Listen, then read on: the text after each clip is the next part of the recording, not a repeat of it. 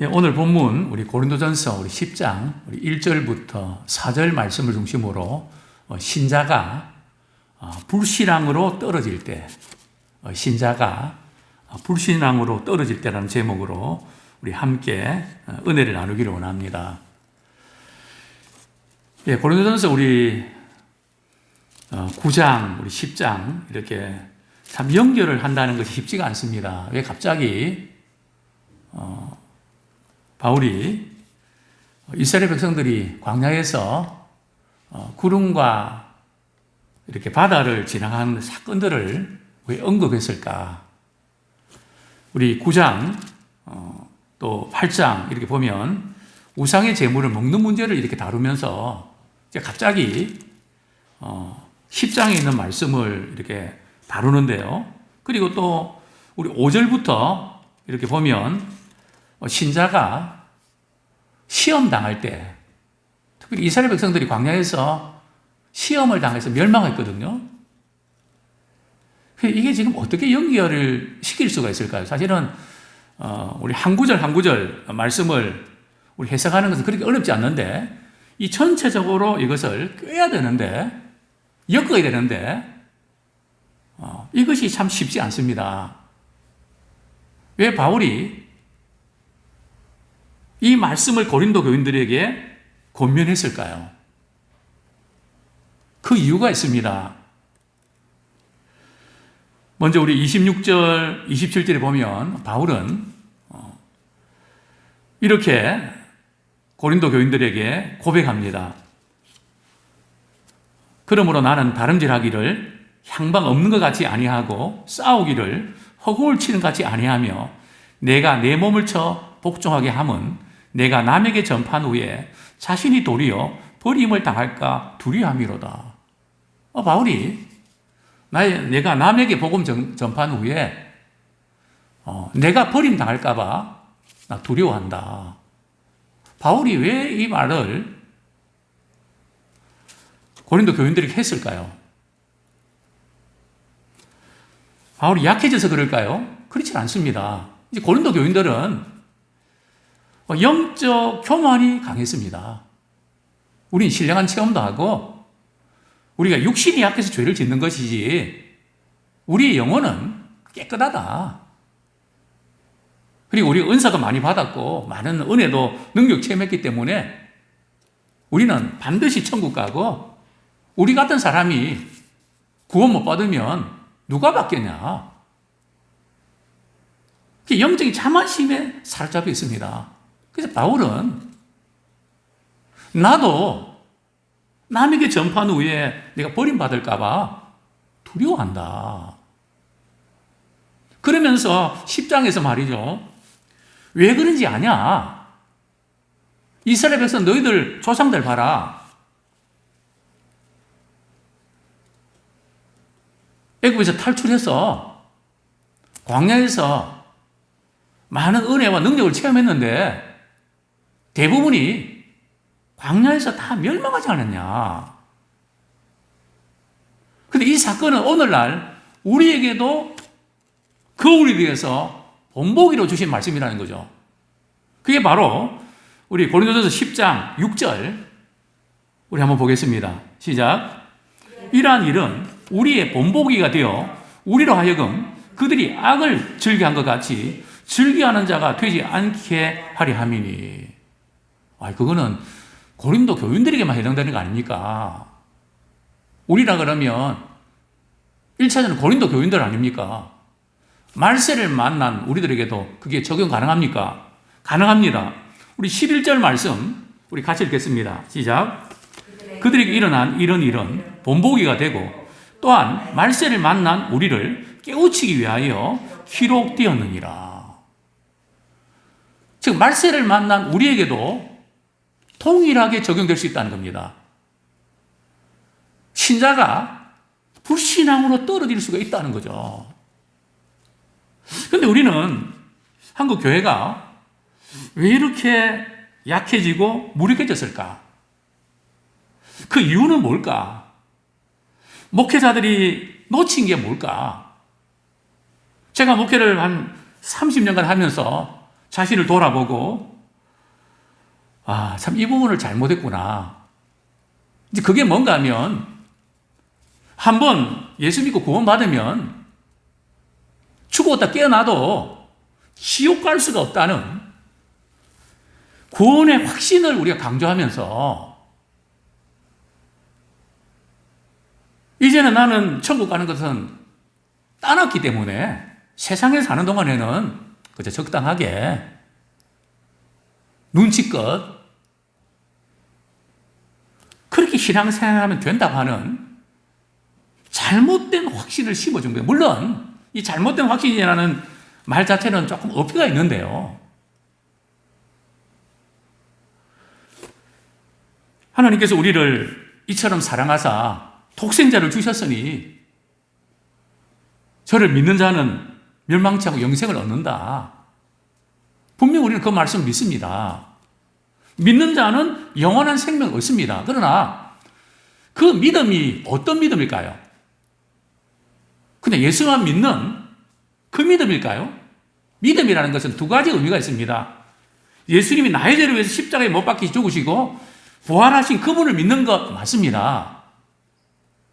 그러나 예수님을 믿는다는 것은 예수님 그분만 믿는 것이 아니라 약속의 말씀을 믿는 겁니다.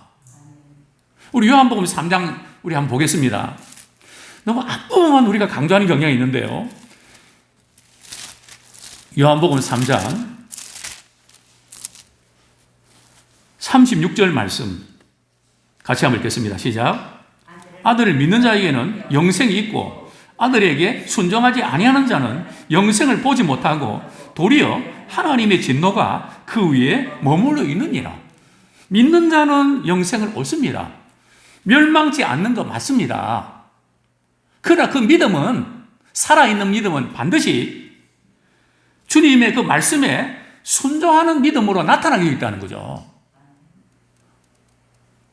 그게 나타나지 아니하면 도리어 하나님의 진노가 그 위에 머물러 있다. 이걸 우리가 놓치면 안 됩니다.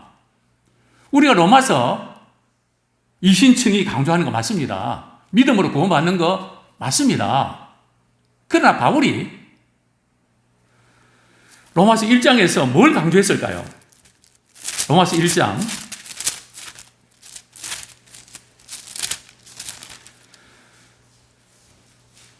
1장 5절 말씀 같이 읽겠습니다. 시작. 그로 말미암아 우리가 은혜와 사도의 직분을 받아 그의 이름을 위하여 모든 이방인 중에서 믿어 순종하게 하나니.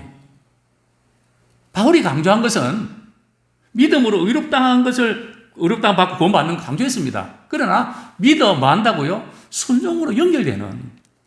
또 우리 로마서 마지막 장 보겠습니다. 또 한 번 바울은 로마에 있는 성도들에게 이 부분을 강조하죠. 로마서 16장 25절 같이 한번 읽겠습니다. 시작. 네, 로마서 16장 25절. 네, 잠깐만요. 네, 16장 26절입니다. 죄송합니다. 시작. 이제는 나타내신 바 되었으며 영원하신 하나님의 명을 따라 선지자들의 글로 말미암아 모든 민족이 믿어 순종하게 하시려고 알게 하신 바 그 신비의 계시를 따라 된 것이니 이 복음으로 너희를 능히 견고하게 하실. 여기도 보면 바울은 모든 민족으로 말이죠. 믿어 뭐 한다고요? 순종하게 하는. 성경은 그 어디에도 진정한 믿음은 순종으로 이어지게 되어 있습니다. 절대 따로 있지 않다는 거죠. 그런데 우리는 이걸 너무 분리시키는. 그래서 믿기만 하면 구원받는다는 걸 너무 강조하다 보니까 그 믿음의 내용이 그냥 예수님만 믿으면 구원받는다. 거기에만 잡혀있단 말이죠. 우리는 예수님을 믿고 예수님을 따라야 됩니다. 자, 다시 한번 우리 본문으로 돌아갑니다. 고린도전서 10장.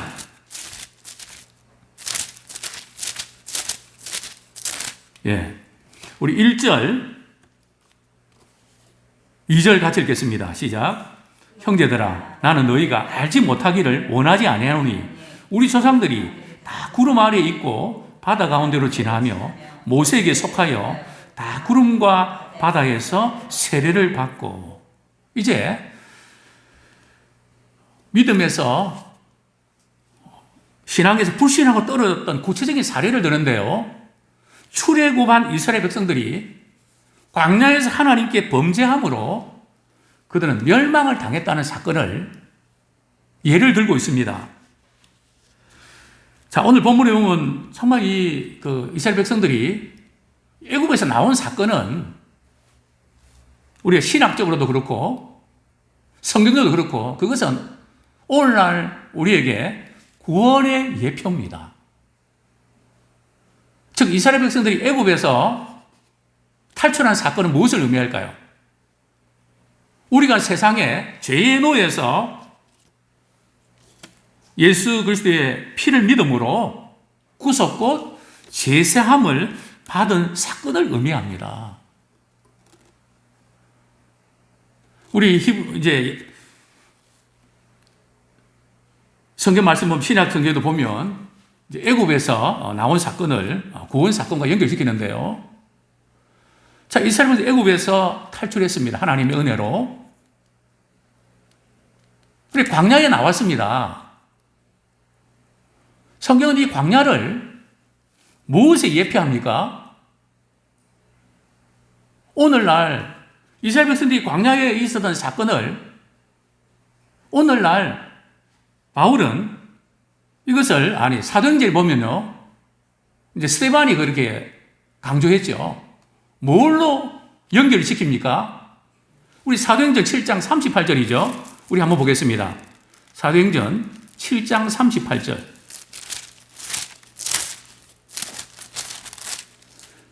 네, 우리 같이 한번 읽겠습니다. 시작.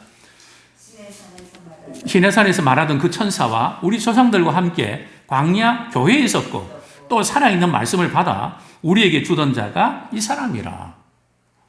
그죠? 이제 스데반이 이제 설교를 하면서, 그죠? 이스라엘 백성들이 출애굽하고 광야에 있을 때의 그 상황, 그 자체가 교회는 아닌데요. 교회를 비유를 합니다. 예표가 되죠. 광야 교회에 있었다. 그것을 강조합니다. 그리고 시내산에서 십계명은 계명을 받지 않습니까? 또 우리 교회 나오면 예수 믿고 구원받아서 세례받고 또 우리가 말씀으로 늘 교훈받고 기도로 회개하지 않습니까? 이게 신앙의 일의 과정이라는 거죠. 근데 오늘 본문에서 특별히 이렇게 강조하는 부분이 뭡니까? 이스라엘 백성들이 광야에서 낮에는 구름 기둥, 밤에는 불 기둥을 하나님 인도해 주셨죠. 이건 뭘 의미합니까? 하나님의 인도하심과 보호하심을 의미합니다. 즉 하나님의 임재하심을 의미합니다. 그런데 바울은 고린도 교인들에게 이 사건을 무엇에 비유합니까? 세례에 비유를 한단 말이죠. 2절에 보면 모세에게 속하여 다 구름과 바다에서 세례를 받고. 자, 이스라엘 백성들이 구름 기둥으로 이제 하나님의 보호와 인도를 받고요. 또 바다 가운데로 지났던 것. 이것을 세례 사건과 이야기를 합니다. 그러니까 하나님께서 이스라엘 백성들을 홍해 바다를 건너게 하신 것이 우연히 어떻게 이스라엘 백성들 인도하다 보니까 애국 군대가 추격에 들어오고 앞에는 홍해 바다가 있고 우연히 홍해 바다를 건너게 한 게 아니라는 거죠. 홍해 바다를 건너게 하실 때는 하나님의 의도가 있다는 거죠. 그게 무슨 뜻인지 아십니까? 왜 그냥 육지로 말이죠. 건너게 하시지 않고 해필이면 홍해 바다를 건너게 하셨을까요? 뒤에는 애국 군대가 먼지를 펄펄 일으키면서 마병들이 따라오고 앞에는 시퍼런 말이죠. 그 홍해 바다 얼마나 시퍼런 그 바다 지금도 굉장히 기억에 생생합니다. 왜 그쪽으로 몰아가셨을까요?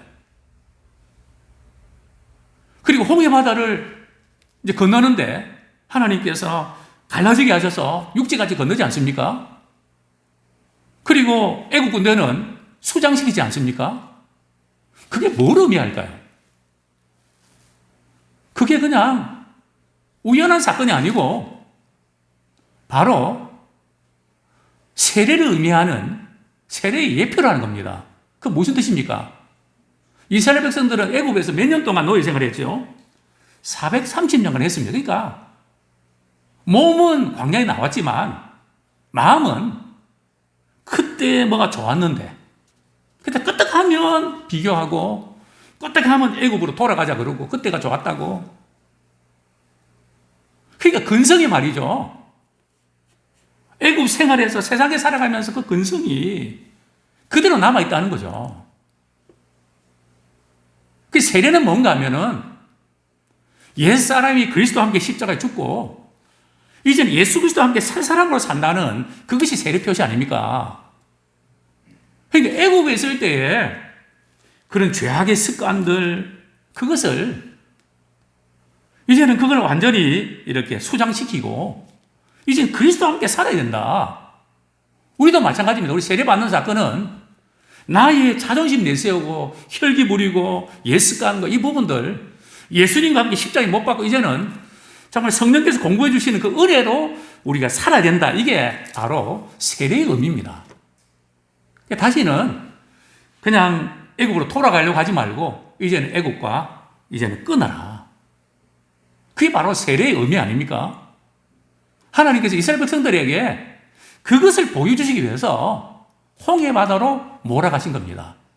그래서 바울은 구름과 바다에서 세례를 받고 자 그러면 세례를 받았다고 해서 다 구원받은 걸까요? 어떻습니까? 세례만 받으면 다 구원받은 겁니까? 그렇지 않죠. 세례는 구원의 표입니다. 로마서 6장에 보면 세례를 바로 이제 예수님과 함께 죽고 다시 사는 새 생명 가운데 행하게 하려 함이라 이 말씀을 강조하는데요. 지금 로마서 6장에서 이 강조하는 게 뭔지 아십니까? 야, 세례받으면 구원받은 거야. 그게 아니고요. 세례받은 이후에 새 생활을 강조하고 있는 것입니다. 우리는 예수 믿고 구원받았다 그것만으로 끝나는 게 아니라 구원받은 자로서 복음에 합당한 삶을 살아가야 됩니다. 그게 바로 우리 로마서 6장 13절. 로마서 6장 13절 같이 읽겠습니다. 시작. 또한 로마서 6장 13절 시작. 또한 너희 지체를 불의의 무기로 죄에게 내주지 말고 오직 너희 자신을 죽은 자 가운데서 다시 살아난 자 같이 하나님께 드리며 너희 지체를 의의 무기로 하나님께 드리라. 우리가 세례받는 거 중요한데요. 내가 예수 그리스도와 함께 십자가에 죽고 예수 그리스도와 함께 새 생명 가운데 우리가 이제 새 생명 얻었는데 이제는 우리가 새 생명 가운데 행해야 됩니다. 우리 자신을 더 이상 죄에게 내주지 말고 우리를 의의 병기로 하나님께 드리는 우리가 되기 원합니다. 자, 다시 고린도서 10장 이제 말씀을 정리하겠습니다. 3절, 4절 같이 읽겠습니다. 3절, 4절 시작. 다 같은 신령한 음식을 먹으며 다 같은 신령한 음료를 마셨으니 이는 그들을 따르는 신령한 반석으로부터 마셨으며 그 반석은 곧 그리스도시라. 자, 이스라엘 백성들이 광야에서 먹었던 신령한 음식은 뭘까요? 만나죠. 또 신령한 음료는 뭘까요? 신령한 음료는 반석에서 물이 나오는 생수죠. 왜 하나님께서 이스라엘 백성들에게 만나와 생수를 먹이게 하셨을까요?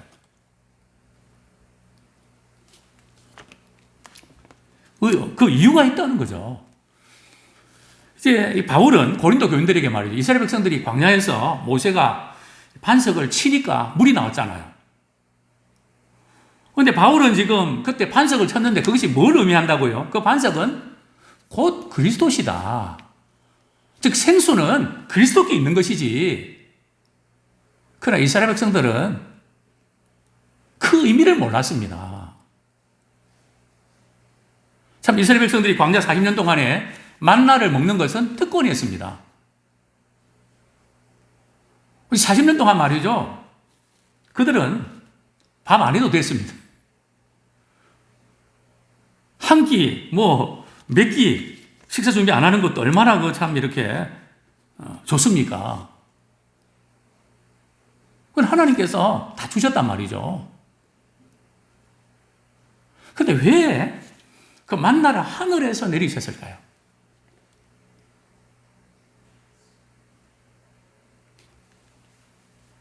그 이유가 있단 말이죠. 예수님께서 말씀하셨죠. 마태복음 4장 4대 보면 사람이 떡으로만 살 것이 아니고 하나님의 입에서 나오는 모든 말씀으로 살아야 된다. 근데 너희들은 광야에서 그 만나를 먹으면서 자꾸 오늘도 한 끼 해결했다. 자꾸 육신에 먹을 양식만 생각하냐. 그게 아니다. 우리 신명기 8장 3절 한번 보겠습니다. 신명기 8장 3절.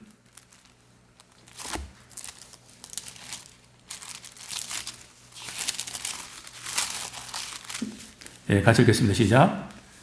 너를 낮추시며 너를 줄이게 하시며 또 너도 알지 못하며 내 조상들도 알지 못하던 만나를 내게 먹이신 것은 사람이 떡으로만 사는 것이 아니요 여호와의 입에서 나오는 모든 말씀으로 사는 줄을 내가 알게 하려 하심이라. 단순히 한 끼 식량이 아니라 하나님의 입에서 나오는 말씀으로 살아야 된다. 영적인 교훈의 의미가 있었다는 거죠. 그런데 이스라엘 백성들은 그렇게 받아들이지 않았습니다. 이와 마찬가지 신자들에게 가장 필요한 것은 신령한 음료와 신령한 식물의 근원 대신은 그리스도가 필요합니다. 이것이 성찬식의 떡과 포도주죠. 떡은 예수님의 살과 포도주는 피인데요. 사실 우리가 이렇게 떡과 분명분전하면서 예수님께서 우리를 구원해 주시기 위해서 살을 다 떼어주셨다. 그 의미 맞습니다. 예수님 우리를 죄를 사하시기 위해서 십자가에 피를 흘려주셨다. 그 의미가 있죠. 우리는 한 걸음 더 나가서 우리 떡을 먹으면서 나도 예수님의 말씀에 순종하는데 죽기까지 그 말씀에 순종하겠습니다는 거기까지 나아가기를 소원합니다. 정말 십자가 위에서 말씀에 죽기까지 순종하셨던 우리 주님처럼 우리 또한 죽기까지 주의 말씀에 순종하는 그런 우리가 되기 원합니다. 무슨 봉사와 또 지금까지 내가 신앙생활 잘해온 거, 또 어떤 신앙적인 어떤 그런 공식, 우리는 그것을 믿고 거기에 우리 안전장치를 이렇게 설정해 놓지 마시고 우리 두렵고 떨리는 마음으로 주님을 사랑하고 주님 오실 때까지 우리가 더 믿음의 진보가 있기 원합니다. 신앙에서 불신앙으로 결코 떨어지지 않기를 원합니다. 정말 주님 앞에서 저는 그날까지 믿음의 진보만 있기를 축원합니다.